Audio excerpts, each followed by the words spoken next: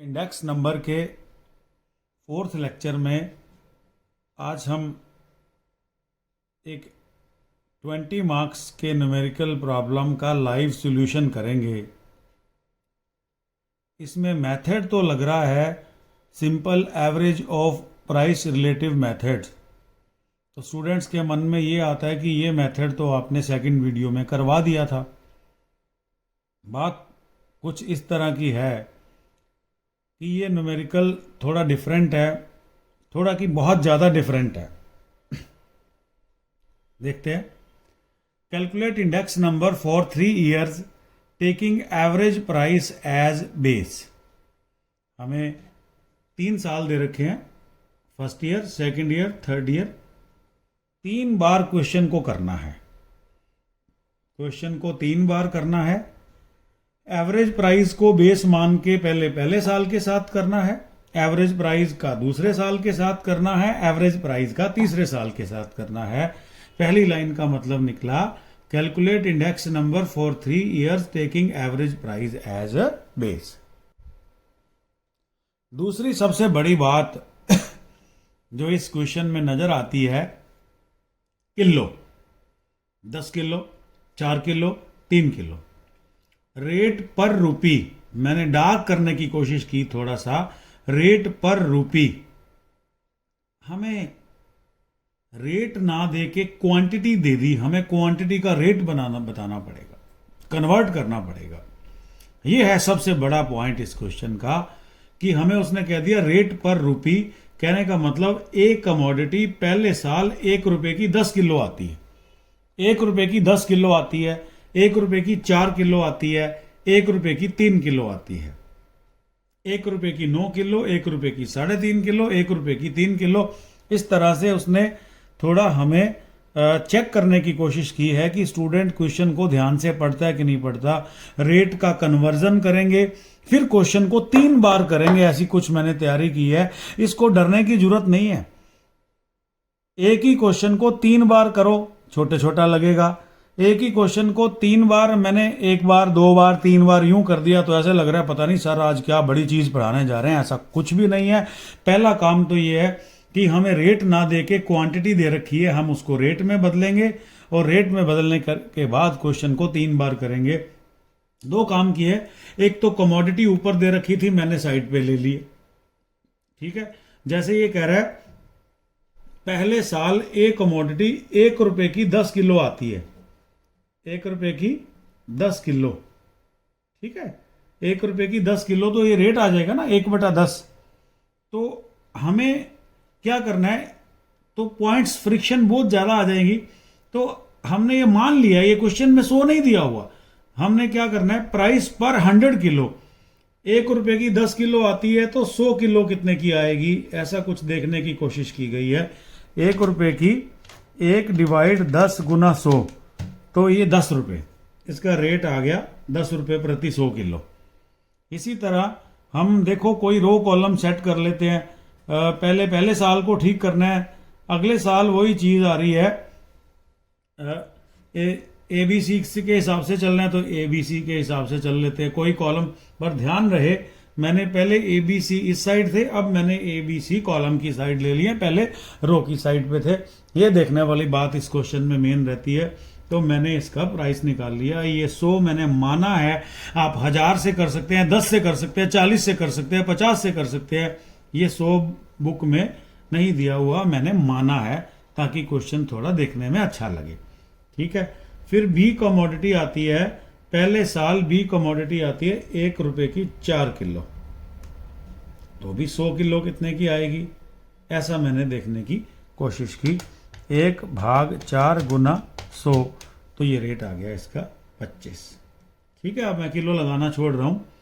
सी commodity 1 रुपए की 3 kilo आती है तो 100 किलो कितने की आएगी, 1/3 इंटू 100, 3.33 में 1 पॉइंट तक ले रहा हूं, 33.3 ले लिया।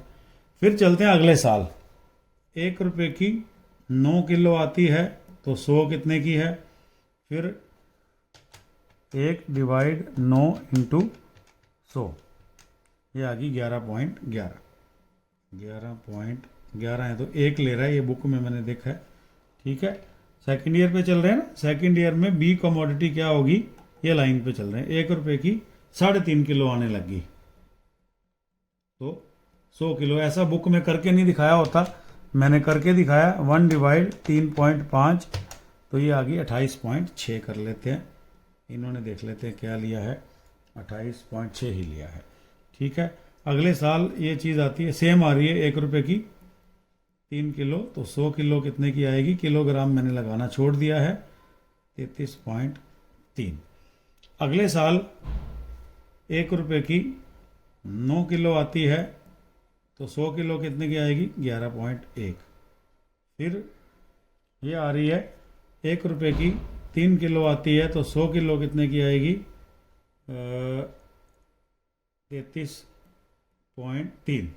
फिर 1 रुपये की 2.5 किलो आती है, तो 100 किलो कितने की आएगी, मुझे लगता है 40 आएगा, फिर भी देख लेता हूँ। 1 डिवाइड 2.5, 1 डिवाइड 2.5%, 40 आएगा इसका।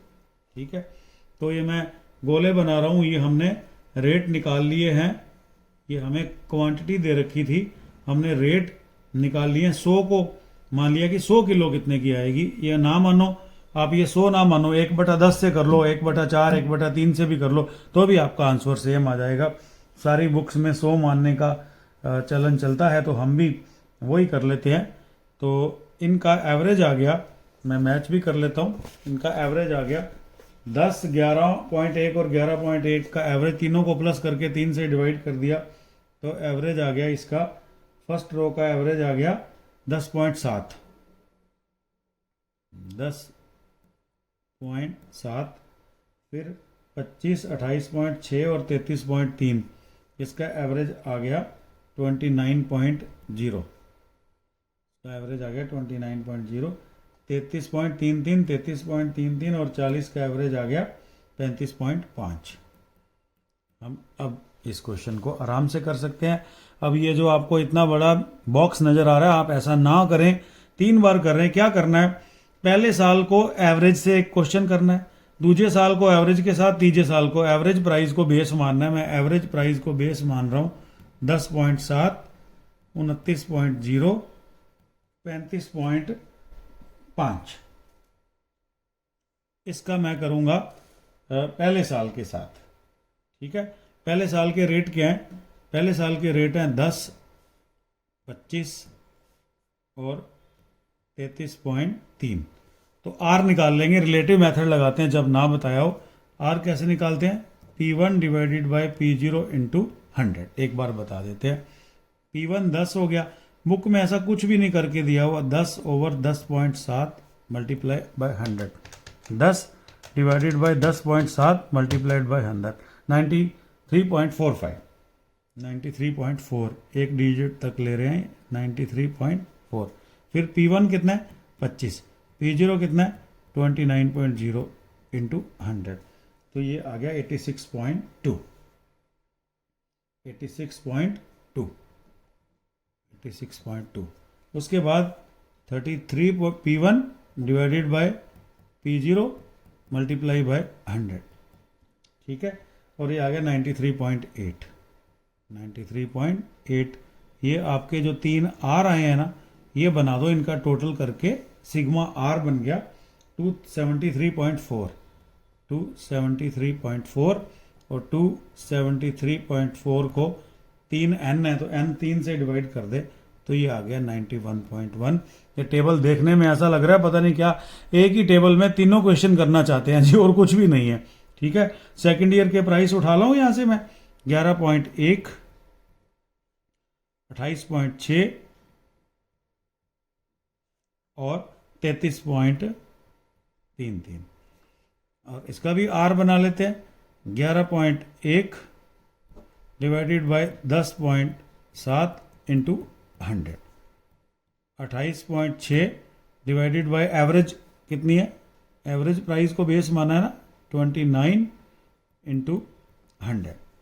फिर यहाँ है 33.33 डिवाइडेड बाय 35.5 इंटू 100। तो ही मैंने कॉलम बड़े बनाए हैं कि देखने में कोई परेशानी ना हो। करके देख लेते हैं। पहला 11.1 divided by 10.7 average price into 100, 103.7। इनका भी आ रहा है 103.7, हमारा भी आ रहा है 103.7। ठीक है, नेक्स्ट आ जाएगा 98.6,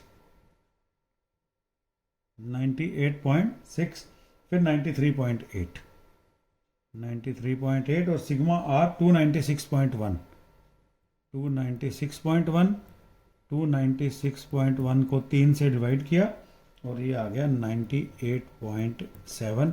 पहले साल को एवरेज प्राइस के साथ किया, दूसरे साल को एवरेज प्राइस के साथ किया, अब तीसरे साल को एवरेज प्राइस के साथ कर लेते हैं। एक ही क्वेश्चन को 3 बार कर रहे हैं।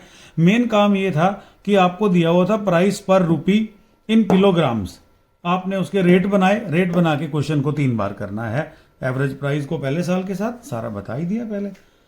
अब उठा लेते हैं हम तीसरे साल के रेट 11.1, 33.3 और 40।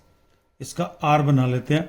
11.1 को डिवाइड करते हैं, एवरेज प्राइस है 10.7, एक ही बार लिख दिया ना मैंने, इंटू 100, तो ये आ गया आपका 103.7, 103.7। फिर ये 33.3 एवरेज प्राइस 29, ठीक है, इंटू 100 किया, ये गोले नहीं लगाए, ये देखो 3 आर आ जाते हैं, इनका सिग्मा कर लेते हैं। ठीक है, फिर क्या करेंगे, ये कितना आ गया 33.3 डिवाइडेड 114.8, 114.8। फिर 40 एवरेज प्राइस 35.5 इंटू 100, तो ये आ गया 112.7। ये आर आ गए। सारा सेकंड वीडियो में जो बातें समझाई हैं सारी काम आ रही हैं। 110.4, 110.4 को 3 से डिवाइड करें तो ये आ जाएगा, सॉरी ये मैंने थोड़ा गलत लिख दिया, आंसर लिख दिया सीधा। ये है 331.2, 331.2, यहाँ भी आएगा 331.2 को 3 से डिवाइड करें तो 110.4 आ गया। और ये देखो 20 नंबर का आएगा पेपर में। सारा कुछ पढ़ने के बाद भी ये वीडियो ना देखा हो तो हमारा इंडेक्स नंबर कोई काम का नहीं रहता। या फिशर का जो 3rd वीडियो में करवाया है वो आता है 20 नंबर में, 8 नंबर में, और ये आएगा 20 नंबर में। आपको पता भी नहीं चलेगा कब उसने लिख दिया रेट पर रूपी इन किलोग्राम्स। और याद रखिए, एक लास्ट में बात बताना चाहता हूँ, कई बार क्या होता है ये रेट पर रूपी इन किलोग्राम ऊपर लिख देता है, ये केजी हटा लेगा। 9 बार केजी लिखा है ना, 9 बार KG KG KG KG KG, ये 9 बार लिखा हुआ है, इसको हटा देता है और ऊपर ही क्या लिख देता है रेट पर रूपी इन किलोग्राम। बस जब भी रेट पर रूपी लिखा हो आपको क्या करना है, ये 10 किलो का मतलब है 1 रुपए का 10 किलो इंटू 100 हमने किया है ताकि प्राइस देखने में अच्छा लगे। देखिएगा 1 बटा हम करते हैं 10, तो इसका रेट आ गया 0.1। सेम आंसर आएंगे, अगर कोई स्टूडेंट 100 से मल्टीप्लाई करे या ना करे सेम आंसर आएंगे। तो इस तरह से हमने इसको कन्वर्ट कर लिया टेबल को। वहाँ क्वांटिटीज दे रखी थी, हमने पहले उसके प्राइस बनाए, फिर क्वेश्चन को 1 बार, 2 बार और 3 बार कर दिया। आप चाहें तो 3, जैसे सेकंड वीडियो में आपको बताया तो क्वेश्चन को 3 बार कर रहे हैं, एक टेबल बनाने की जरूरत ही नहीं है। ये आपका P0 रहेगा तीनों बार, P1 आपका बदलता रहेगा, P1 पहले साल का, P1 दूसरे साल का, P1 तीसरे साल का। चलो मिलते हैं 5th वीडियो में एक नई न्यूमेरिकल प्रॉब्लम के साथ। Thank you.